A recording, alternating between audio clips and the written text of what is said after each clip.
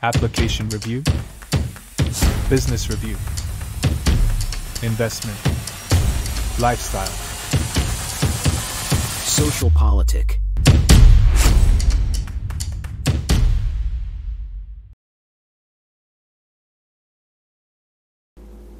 Halo Bapak Ibu, saudara-saudari sekalian, lovers and haters. Salam cerdas Indonesiaku. Jumpa lagi kita pada kesempatan kali ini. Bagi Anda yang belum subscribe channel saya, silakan subscribe channel saya. Tekan loncengnya agar Anda dapat notifikasi setiap kali saya mengupload video-video saya. Ya, kali ini saya akan membahas sesuatu yang panas gitu ya. Apa itu? Di sebuah podcast Akbar Faisal, kita tahu lah Akbar Faisal ini seorang politisi yang dulu mengeluh-elukan Jokowi, tapi terakhir entah kenapa dia malah membenci Jokowi. Malah dia pernah membuat suatu statement, mohon maaf kalau dulu saya pernah dukung Jokowi. Oke lah, mungkin karena sudah tidak terpakai lagi ya, nggak tahu lah juga saya. Nah, di dalam sebuah podcastnya, Akbar Faisal ini mengundang dua orang tamu, yaitu Hasto, Sekjen PDIP, dan Koni. Ya, nah, di dalam podcast itu, yang ngomong Koni sendiri, bahwa Hasto ini akan segera menjadi tersangka. Dan juga ada skenario yang dibongkar Hasto, bahwa Anies Baswedan itu memang mau dikriminalisasi oleh Jokowi. Ya, nanti kita lihat ya. Tapi sebelum itu kita lihat dulu yang sekarang ini sedang berlangsung. Kemarin juga ada kampanye akbarnya yang Ridwan Kamil ya. Yang di dalam salah satu kampanye dia sempat dikritik soal pernyataannya tentang janda. Nanti kita lihat ya. Oke deh.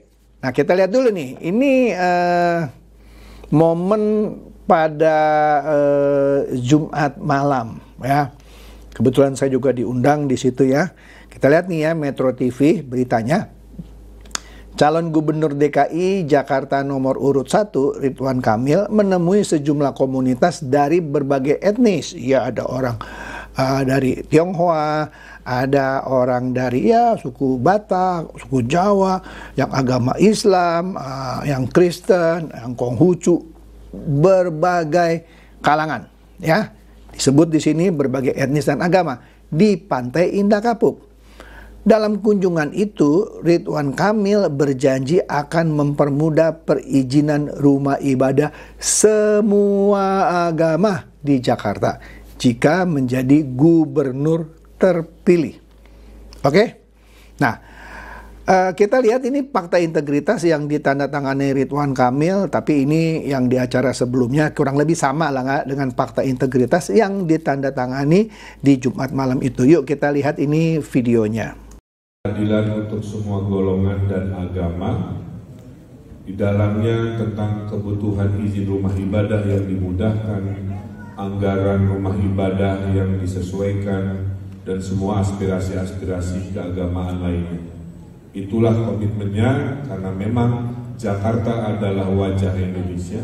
Wajah Indonesia adalah Pancasila, dan ruhnya Pancasila adalah Bhinneka Tunggal Ika. Dengan kesadaran fakta integritas ini saya tanda tangani, tolong ditagih kalau suatu hari apa yang dikomitmenkan tidak sesuai dengan yang apa kita rasakan di malam hari ini. Terima kasih, saya tanda tangan.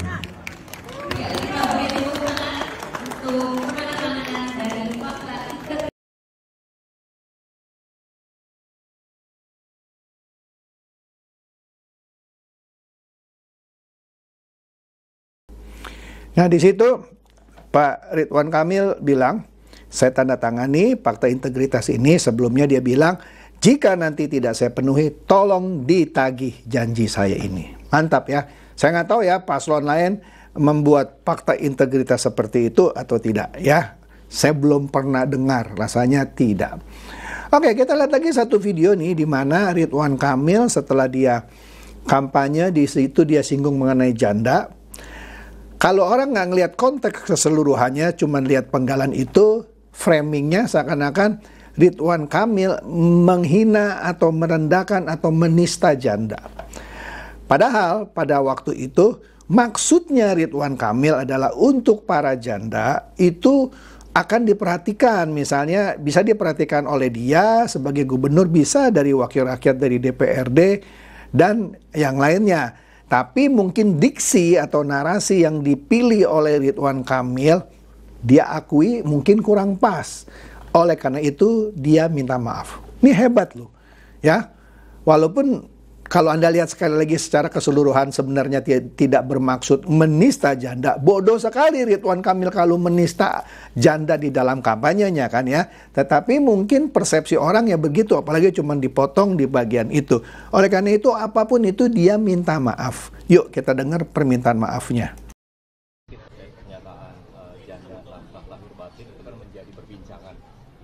Ya, yang pertama saya memohon maaf ya. Kadang-kadang dalam perkampanyan situasi intensitas hingar-bingar ya, kalimat itu kadang-kadang pendek-pendek, kurang elaboratif, diksi yang dipilihnya mungkin kurang pas. Saya menghaturkan pohon maaf karena manusia memang gudangnya hilaf dan salah ya. Intinya itu tentang kartu bahwa fasilitasi aspirasi itu bisa oleh gubernur, bisa oleh DPRD. Intinya menyatakan bisa ke DPRD di sebelah kiri saya, bisa aspirasinya ke anggota DPRD di sebelah kanan saya. Tapi pemilihan diksinya mungkin kurang pas dengan situasi yang intens. Apapun itu saya haturkan permohonan maaf lahir batin, tidak bermaksud dan mudah-mudahan bisa diterima permohonan maaf. Terima kasih. Oke, makasih. Kalau saya lihat Ridwan Kamil ini seorang yang berjiwa besar ya. Walaupun sebenarnya maksudnya tidak menista janda, dia tetap minta maaf. Dia bilang, ya mungkin saya sebagai manusia kan gudang kilaf gitu ya. Pemilihan diksi saya mungkin kurang elaborasi ya. Padahal maksudnya janda itu bisa disantuni baik dari sisi dia sebagai gubernur atau dari anggota DPRD di sebelah kiri dia dan anggota DPRD sebelah kanan dia. Cuma waktu itu mungkin nadanya atau diksi yang dipilihnya agak sedikit tanda kutip mungkin bercanda yang dipersepsikan bisa lain. Oke, jadi sudah jelas ya permohonan maafnya. Nah, kita lihat juga bahwa Ridho atau pasangan nomor 1 Ridwan Kamil dan Suswono sering dituduh curang. Wah, curang.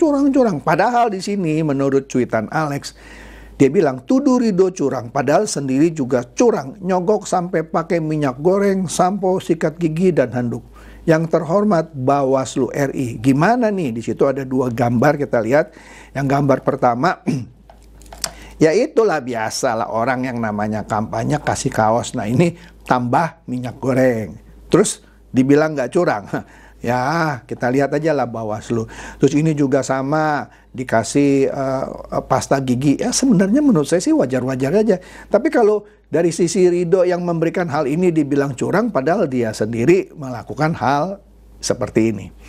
Oke, nah kemudian ada cuitan dari Teddy Gusnaidi ya. Dikatakan ada selebaran yang disebarkan di Pilkada DKI. Nah di sini yang sebelah kiri, Ridwan Kamil Suswono didukung oleh SBY, Jokowi dan Prabowo. Ya, 3 presiden. 1 yang aktif malah ya. Lalu Pramono Rano didukung oleh Amin Rais, Megawati dan Hasto. Hasto dan ini siapa namanya? Oso. Ketua Partai Hanura ya. Ada yang marah-marah ke kubu Ridwan Kamil Suswono, katanya ini nggak fair, nggak benar, ini curang dari mana ya? Presiden atau mantan presiden boleh berkampanye. Buktinya Megawati mendukung berkampanye untuk calon-calonnya, is okay juga. Jangan marah dong, oke? Jadi Anda mau dipimpin siapa? Dipimpin oleh calon yang didukung oleh SBY, Prabowo, dan Jokowi, atau yang didukung oleh Amin Rais, Megawati, Hasto, dan Oso. Nah, pilihan di tangan Anda. Nah, kemudian mereka juga mengomentari soal Jokowi sebagai mantan presiden yang nggak boleh mengkampanyekan calon di pilkada, ya, karena itu melanggar etika. Etika dari mana, coy? Satu, dia sudah jadi warga biasa. Kalaupun dia masih jadi presiden, ada undang-undang yang memperbolehkan presiden berkampanye. Pikir toh, ya. Lu mesti baca undang-undang, ya. Kalau Megawati sebagai mantan presiden boleh katanya ya mengkampanyekan calon di pilkada dan itu tidak melanggar etika. Tapi kalau Jokowi itu melanggar etika, lu aturan bikin sendiri lu ya. Maka dikatakan ini aturan dibuat oleh orang-orang kalah. Mantap. Nah, kemudian Hasto ya orang-orang Banteng gitu mungkin kayak alergi takut melihat dukungan Jokowi kepada misalnya Ridwan Kamil Suswono di Jakarta, Lutfi di Jawa Tengah dan seterusnya dan seterusnya. Di sini dia bilang Hasto sebut Jokowi mulai kehilangan pengaruh di Jateng. Ya kita lihat saja nanti ya hasil pilkada Jawa Tengah. Nah, kan kalau Sidul selalu mengklaim sesuai lagu ya, lagu Sidul anak Betawi asli gitu ya. Nah itu kan di film, padahal dulu itu bukan orang Betawi. Nah ini cuitan dari Alek bilang Rano Karno bukan putra Betawi. Cuma dia di pemeran Sidul di film betul sebagai putra Betawi. Tapi dia sendiri dalam sehari-harinya bukan putra Betawi. Orang tuanya Rano Karno namanya Soekarno M. Nur, bukan Noel ya. Asalnya Bonjol, Sumatera Barat, dan ibunya Lili Istiarti, asalnya Jawa. Nah ini di bawahnya nih ada video parodi, tapi nggak usah saya puter lah video parodinya. Ntar kepanjangan nih video saya. Nah makanya kenapa supaya jangan kepanjangan, karena ntar di bagian akhir saya mau bahas soal Hasto itu yang katanya mau dijadikan tersangka. Oke, sabar ya. Nah ini cuitan dari Vicky Yosi justru menunjukkan tokoh-tokoh Betawi ya dukung Ridwan Kamil ya, bukan hanya dukung Sidul ya. Kan Sidul kan selalu doyan bilang nih suku-suku Betawi, ternyata ya bukan, tadi kan sudah dibahas ya. Oke, bukan. Nah, jangan lupa juga Rano Karno pernah didemo dituntut mundur oleh mahasiswa di Serang, Banten ketika dia jadi gubernur Banten menggantikan Atut Kosia waktu itu yang jadi tersangka pidana. Nah di sini katakan nih kata Alek, bukan kata saya cuma baca. Rano Karno cuma pintar bacot tapi nggak bisa kerja katanya ya. Aduh mantap banget nih.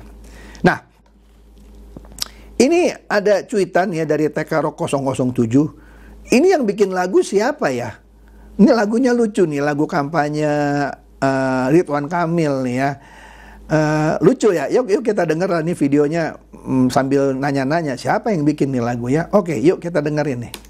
Ide ibu kota bukan kandang banteng.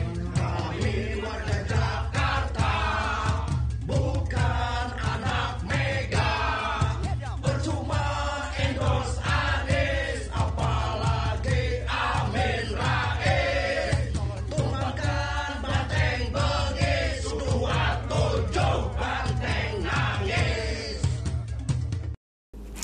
Ini nyindir PDIP yang sekarang justru didukung oleh yang dulu sebagai musuhnya, yaitu Anies dan Amin Rais. Kan sudah saya bilang ya, di politik tuh nggak ada musuh abadi, nggak ada kawan abadi. Orang bisa jadi bunglon, ya. Oke, jelas ya. Oke. Nah, menarik lagi. Nah, ini banyak yang menarik nih ya. Jadi saya seru juga ini ya membawakannya. Nah, di sini ada sebuah cuitan ya.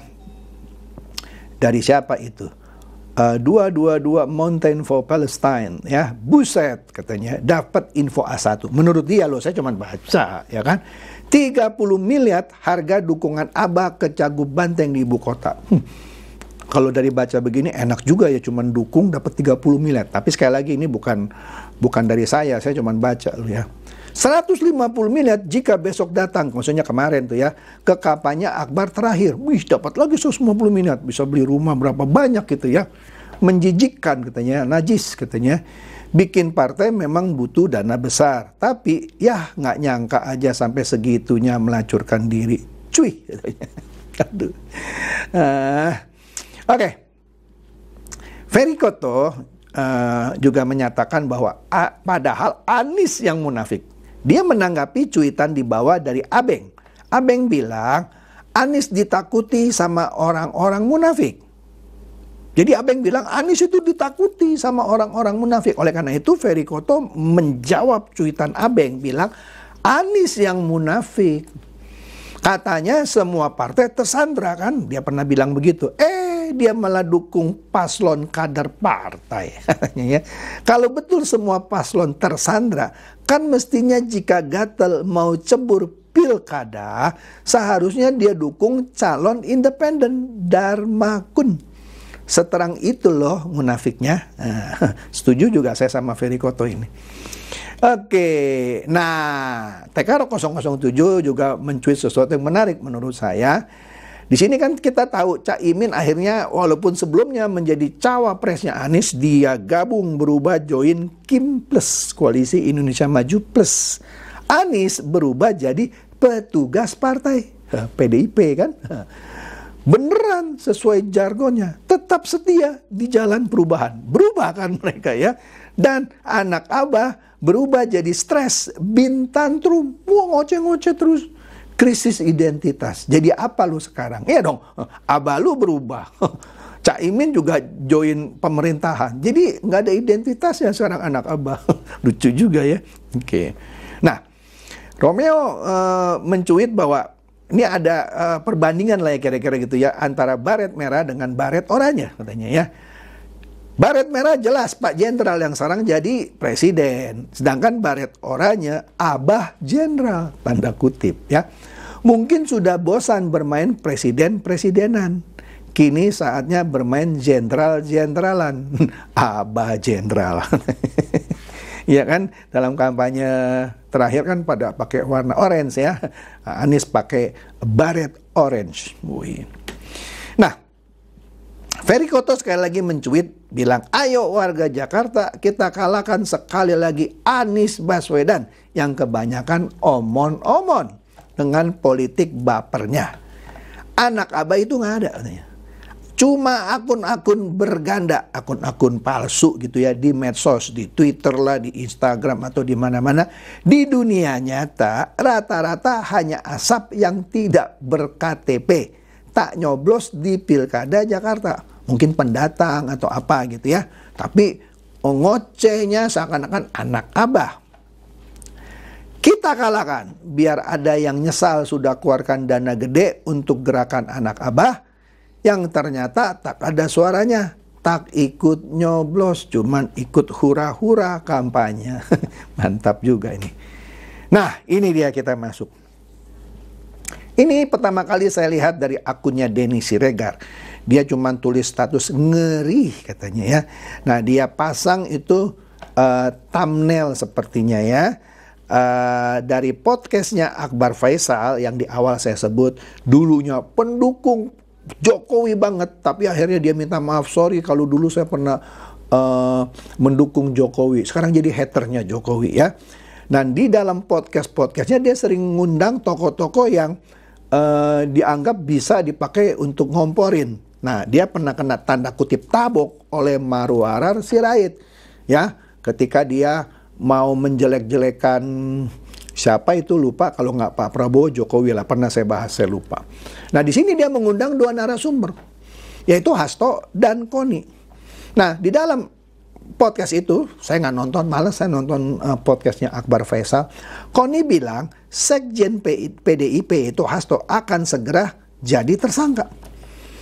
Kemudian Hasto sendiri bilang, dia mengungkap Jokowi itu adalah otak kriminalisasi Anies. Padahal dulu dia CS-nya Jokowi kan, sekarang malah bilang Jokowi lah otak kriminalisasi Anies. Memang politik itu. Oke deh, yuk kita mulai bahas nih. Nah, siapa ini cuitan dari Bang Hans ya? Kalau itunya Bang Ramsan ya. Ini kata Hasto di dalam podcast itu tentang Jokowi yang khawatir dengan Anies Baswedan dan memerintahkan untuk mengkriminalisasi lewat Formula E. Pertanyaannya, maksudnya apa lu ungkap sekarang? Maksudnya begini loh, Kalau benar Jokowi mau mengkriminalisasi Anies Baswedan, mestinya lu dari dulu dong. Kalau lu mau jadi orang pahlawan gitu ya. Ketika Jokowi masih di PDIP, sewaktu dia jadi presiden dari PDIP, kalau benar ini ada skenarionya, lu ngomong dong dari dulu. Bukan sekarang ngomongnya. Aduh, kalau anak kecil percaya sama lu toh. Gua nggak percaya sama lu toh. Lanjut ya, pertanyaannya maksudnya apa diungkapkan sekarang? Mau cuci tangan? Jangan-jangan bukan Jokowi yang mau mengkriminalisasi gitu maksudnya ya. Mau cuci tangan. Biar dibilang kalian itu menolak dinasti ya. Bukankah kalian dulu pengusung fanatik dari Jokowi? Iyalah, mereka pengusung fanatik. Gombal Mukio katanya ya. Partai coklat maksudnya apa? Di situ mungkin dia sebut-sebut Jokowi menggunakan partai coklat. Ya udahlah, Anda ngerti maksudnya apa lah, saya nggak mau bahas partai coklat. Awas, mencret. Wah, dia kan pernah apa ya? Ada di sebuah video, wah, ketika saya lupa hubungannya apa ya, ketika dia diperiksa, mau diperiksa soal Harun Masiku beberapa tahun lalu. Dia nggak datang, alasannya mencret. Kemudian di dalam suatu wawancara dengan para wartawan, dia seperti mewek, nangis-nangis. Nah, kita lihatlah videonya ya. Awas lu mencret lagi lu katanya. Menarik ya. Nah, kemudian yang lainnya lagi nih ya. Ini lucu nih ya. Ini dari kacamata lain, milenial kritis, tanda kutip, membela Hasto lah, ya kan? Milenial kritis bilang begini, dia mengutip dulu nih ucapan Hasto, Anies dikriminalisasi atas perintah Jokowi. Makanya tadi kan sebelumnya ditanya, dulu lu kemana aja, baru sekarang lu ngomong. Jangan-jangan lu yang mau cuci tangan, kira-kira gitu ya. Terus milenial kritis ini mengomentari podcastnya Akbar Faisal. Sekjen PDIP yaitu Hasto dan Koni bongkar semua topeng Mulyono, maksudnya Jokowi gitu ya. Mantan presiden Raja Ngibul penuh ambisi pribadi. Padahal dulu lu puji-puji gitu ya. Sekarang lu bilang Raja Ngibul, terserah lu aja deh. Untuk selamatkan bangsa ini, mari runtuhkan dinasti Jokowi. Mau diruntuhkan gimana? Dinastinya apa? Gimana runtuhinnya? Jadi gatel lagi leher gua. Dengan menolak semua paslon yang dia dukung. Macan Bareskrim. Maksudnya apa ya? Ini mungkin yang dimaksud partai coklat oleh Hasto. Hati-hati lu toh kalau ngomong toh. Ntar beneran lu jadi tersangka lu. Ya kan? Kita tahu kan Hasto kan terakhir diperiksa lagi sama KPK dalam kasus Harun Masiku. Waduh, hati-hati toh. Ya. Nah, ini cuitan dari Brigadir JM alias Frankenblues ya. Dia bilang apa? Udah nggak sabar lihat si mencret ini mewek lagi. Kan tadi saya bilang kenapa disebut si mencret? Karena waktu beberapa tahun lalu mau dipanggil KPK dia nggak hadir alasan sedang mencret. Dan ini video ketika dia mewek nangis. Meweknya sih menurut saya sih bukan mewek bener ya. Mungkin acting kali ya. Ini mungkin saya nggak tahu. Yuk kita lihat videonya yang mewek. Yuk. Semoga diberikan keadilan atas praktek-praktek kekuasaan yang tidak benar ini. Terima kasih. Terima kasih. Apakah akan mencari tahu siapa yang menyebarkan foto-foto dan mengambil langkah hukum? Saya demen nih sama videonya ya. Demen banget. Oke, jadi kita lihat saja ya. Ini kan yang ngomong Koni. Bahwa Hasto akan segera jadi tersangka. Saya sih mengamini gitu ya apa yang dikatakan oleh Koni. Ya bagus, bener lah kalau dijadikan tersangka. Ya kan bukan saya yang ngomong, kata Koni. Ya kan ahli intelijen ya. Ya mudah-mudahan segera jadi tersangka, ya nggak apa-apa kalau benar perlu dijadikan tersangka gitu. Jadi nggak usah nunggu-nunggu lama ya. Segerakan saja. Amin. Itu saja dari saya, semoga ini mencerdaskan dan mencerahkan Anda semua. Silakan share video saya ini kepada teman-teman, sahabat, atau kerabat supaya mereka tambah cerdas dan tercerahkan. Seperti biasa, terima kasih.